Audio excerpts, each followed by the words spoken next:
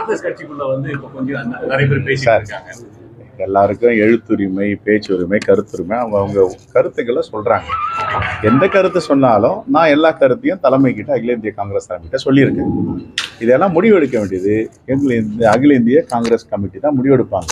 Policy matter எல்லாமே எடுப்பாங்க. கூட்டணியெல்லாம் எங்களை பொறுத்த வரைக்கும் இந்தியா கூட்டணி வந்து தமிழ்நாட்டில் ரொம்ப வலிமையாக இருக்குது.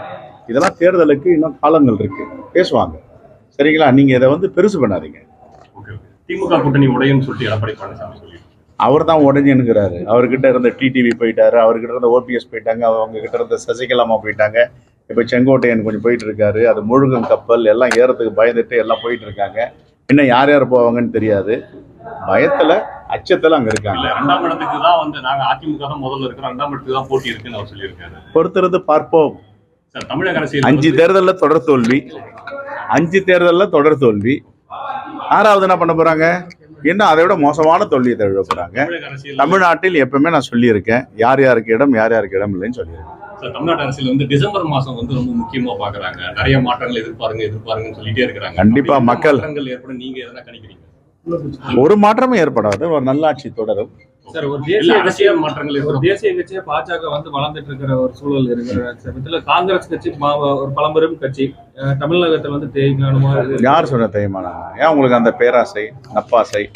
ஏங்க இன்னைக்கு வந்து 20,000 கமிட்டி போட்டிருந்தா சும்மா எழுதி கொடுத்தா டேட்டா பேஸோட புகைப்படம் ஒட்டி கியூஆர் கோடோட ஐடி கார்டு கொடுத்து அவங்க கூட கலந்துரையாடி பிசிக்கல் வெரிஃபிகேஷன், ஆன்லைன் வெரிஃபிகேஷன் எல்லாத்தையும் பண்ணி 1000 பொறுப்பாளர்களை போட்டு இந்த கமிட்டியை நியமிச்சிருக்கோம். வேலூர் மாவட்டத்தில் கிராம கமிட்டி இருக்குது. நேற்று கூட பொதுக்கூட்டத்தில் நான் கிராம கமிட்டி தலைவர்னு ஒருத்தர் அறிமுகப்படுத்திக்கிறாரு.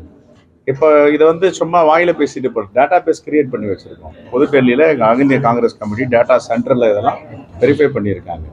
அதனால் காங்கிரஸை பற்றிலாம் குறைச்சிலாம் மதிப்பிடாதீங்க. இது வந்து யானை மாதிரி, இது எழுந்து நின்றுச்சுன்னு வச்சுங்க என்ன நடக்கும்? ரைட் சார், விஜய் வந்து அரசியல் தரவுகள் சரியாக இல்லாம வந்து பொதுக்கூட்டங்கள் பேசிட்டு வராது, அரசு குற்றச்சாட்டு வராது.